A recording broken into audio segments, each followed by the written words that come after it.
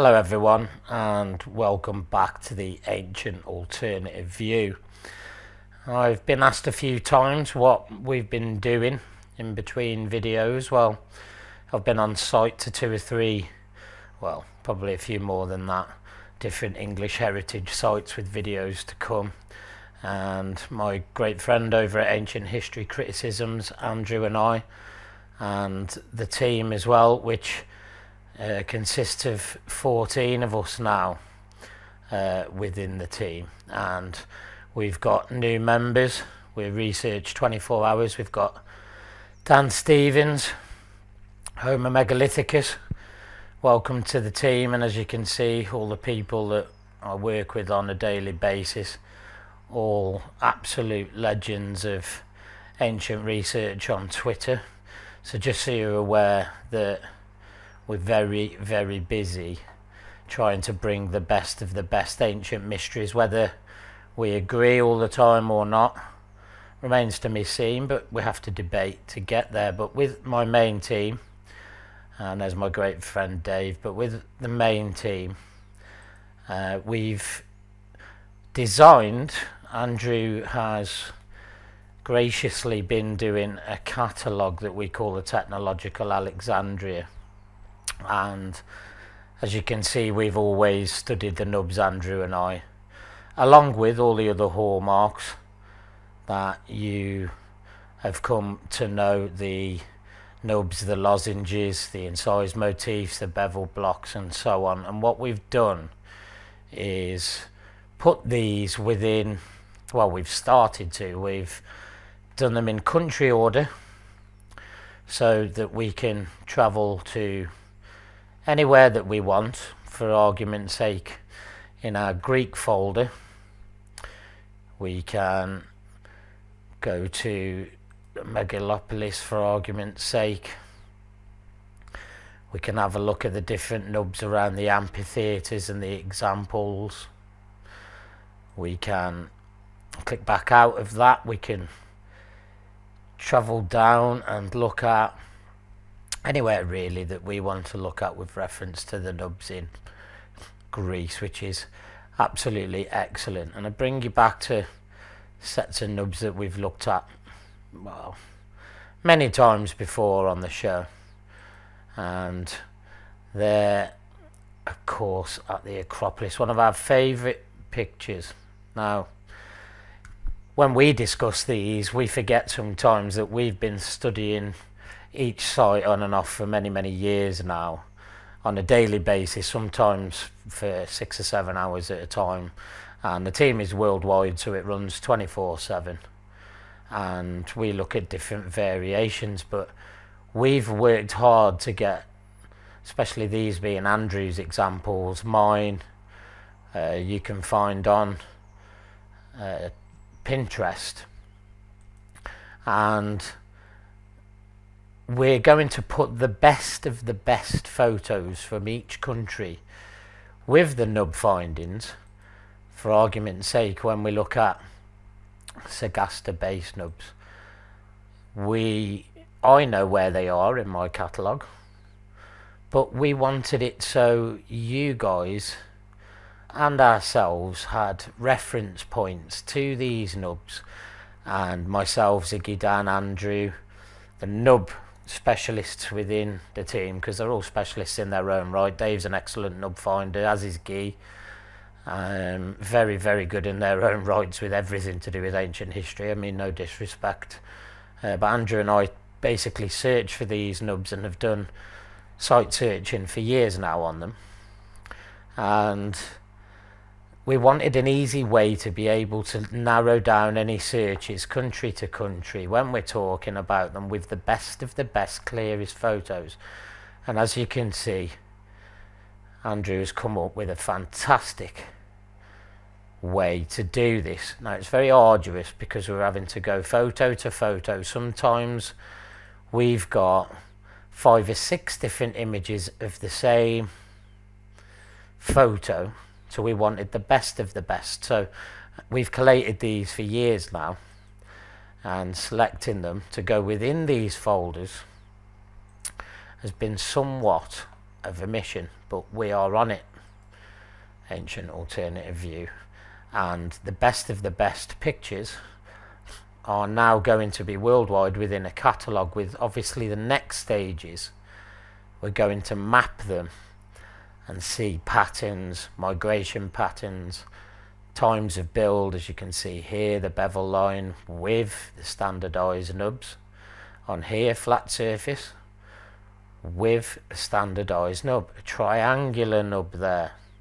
Fascinates me that there's always one hallmark, you've got to find them all, and on each site you tend to find a bevel block, a nub, maybe a lozenge. Were they different engineers? The same questions that we ask time and time again whilst putting our timelines together, but it's so much easier now. We've got them in country order, and now we can go anywhere that we want to.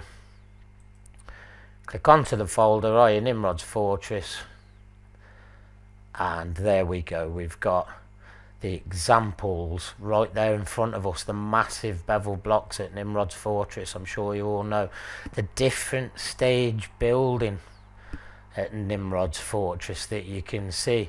Megalithic builds here, the double bevel block edge. I remember speaking to Dr. Charles Koss, who was wondering whether there was nubs there a long time ago, and of course we've got the double nub down at the bottom by the door. Bear with me, that we can find one there as we come out of those, and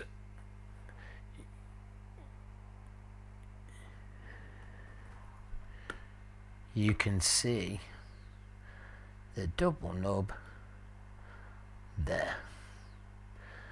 So these bevel blocks sometimes, like the Kurgan of Kirsch, morph into what we call the nubs.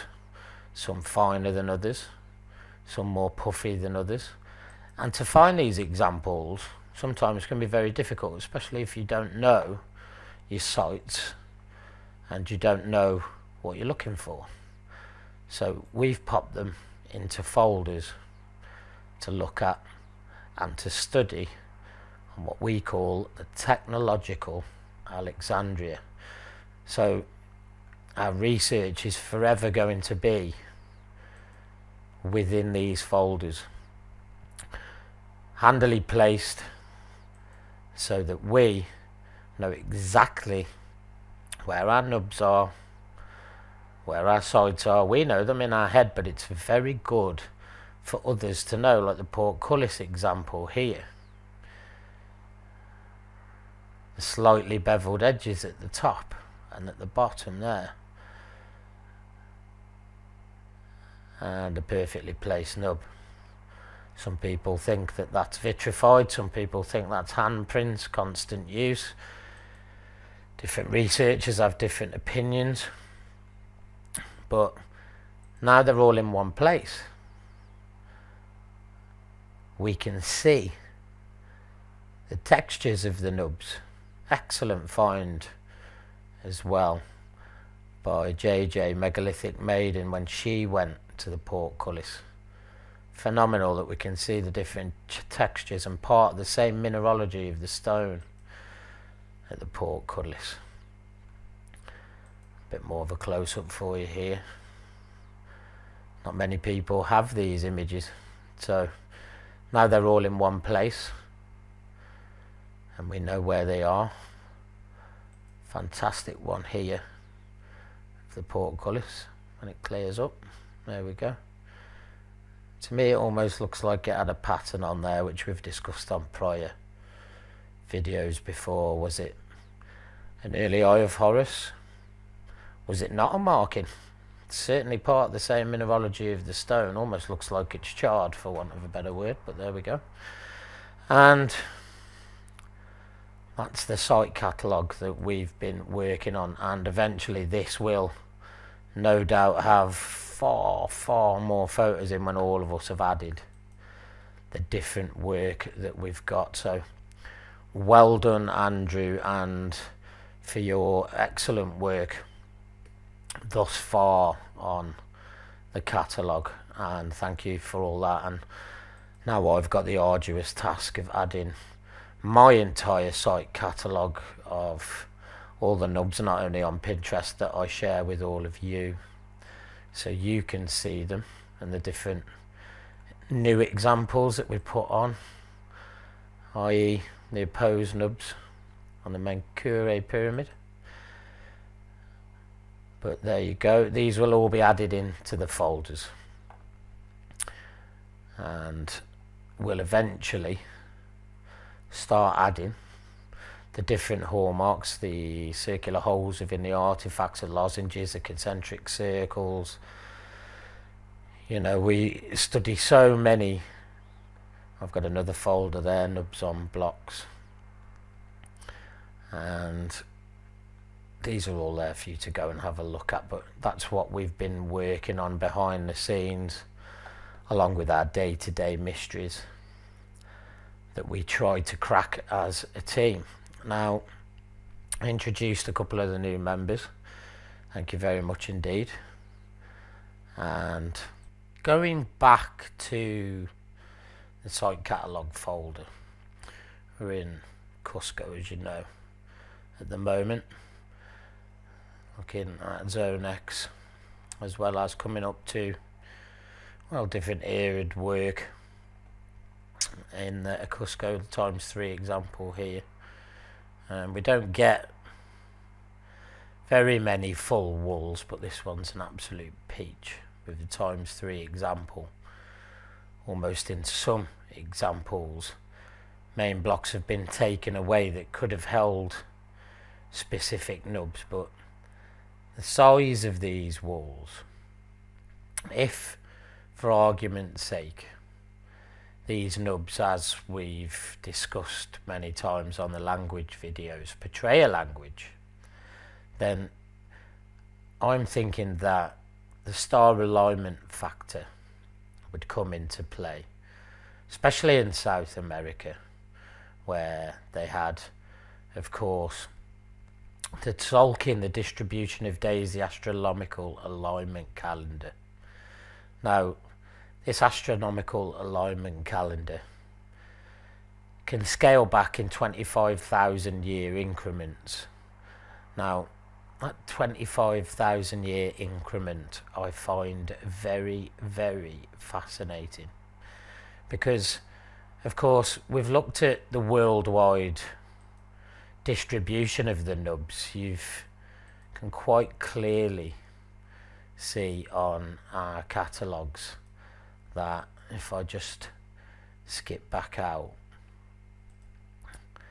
and we roll in, they are worldwide here. Look at the amount worldwide. This is an engineering phenomenon that was specifically worldwide, and I'm looking at whether this 25,000 year cycle could be apparent in us maybe predicting, because it's hard to predict the future unless you've had many years to look at what's happened. And in effect, our stars, our star alignment, was one way to mark our specific different cataclysmic events. Now, we know, because of the lozenge markers on the hallmarks, that star alignment through the gravity in the Aurignacian, the Neanderthal, spanning backwards maybe to the ghost gene of 800,000 years, was very prevalent. But looking at between 40 and 30,000 years ago, of course this is Mayan, so it's a lot closer to us, but passed down through the generations of time with star alignment markers. Now, what we're looking for is specific patterns, isn't it, within the nubs, pardon me. And we must look at some of the examples that span worldwide that are very, very similar to each other. There isn't one place that jumps out that is far earlier than another. Some of the more ornate work in India, the Brideshwara temple, is absolutely fantastic. And you've got, bear with me, it would help if I could read, so there we go. The Brideshwara temple, start again, one of the most beautiful ornate temples in India. Some of the nubs like I on this one are very much hidden within the work, like you can see here. So more of an engineering marker to the builder, because it's not telling us a story, that nub. Maybe we've got a little one here as well. Maybe one down there too. And they're more hidden, they're not jumping out at us. Although standardized with the circular top, like a storyboard, like something that's predicting a cataclysm. So the engineers would know. But this is the front of the temple. Now, we've looked at this before on Nub Language 2.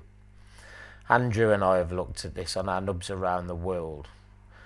Now, these are standardized nubs, circular topped, scattered on different depths, different places of the block. We've used Caesar shifts, Polybius squares. We've used all sorts of different ciphers to see where the shadow play is in place. But what if these are different star clusters and we can apply specific numbers using a 25,000 year cyclic calendar to not only date maybe some of these temples, which, believe you me, I'm working very, very hard to do, but to where we can take the timings, add the nub to the specific temple, and we can see a story to when the cataclysms were going to appear. Now, the nub's actually finished, so we see a finishing point, but we're struggling to find a start point for the engineers. Don't you find it funny that we haven't been able to replicate this exactly the same phenomenon, whether people jump out and say this is definitely geopolymer fill? Well, it certainly doesn't explain everything. We have to look at stone softening, matter manipulation. We're going to have to start looking at different outside the box theories towards these nubs, because geopolymer certainly does not explain all theories towards these. Now, this is an excellent picture Andrew and I found. It's still the same entrance, but look how ornate and how proud they were of having these nubs, different shapes, sizes, standardizations, not on every block, different positions on the block, middle, edge. You have to look very closely at that.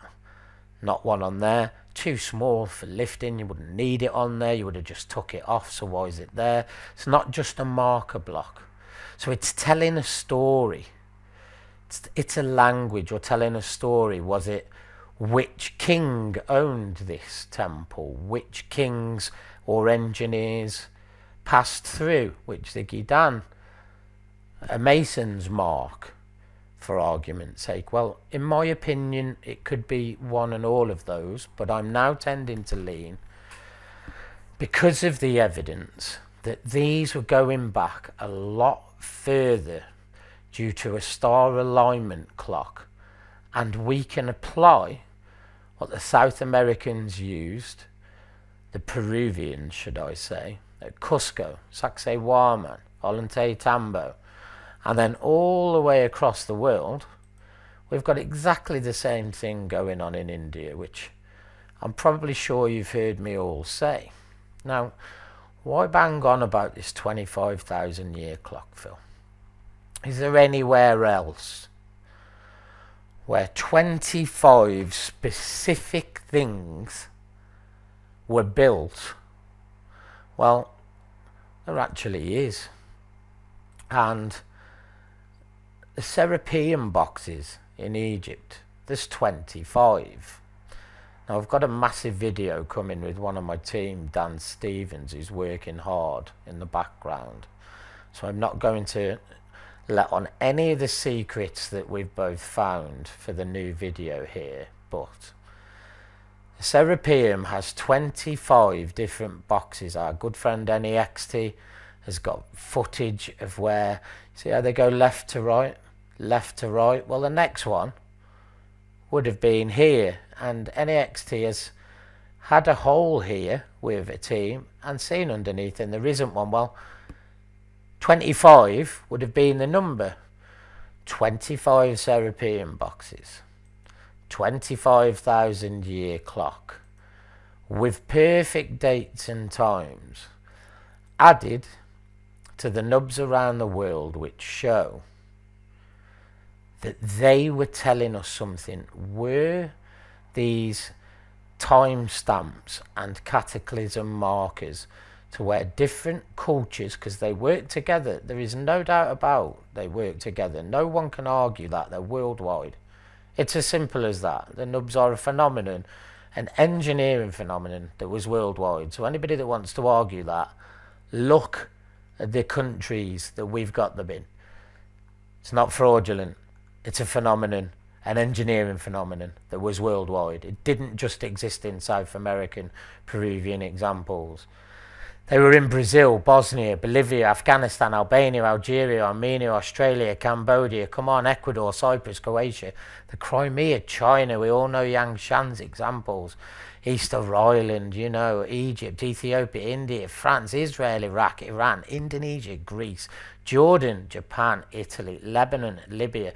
Now, the list goes on. They weren't all language markers. Some were, like we just looked at in India.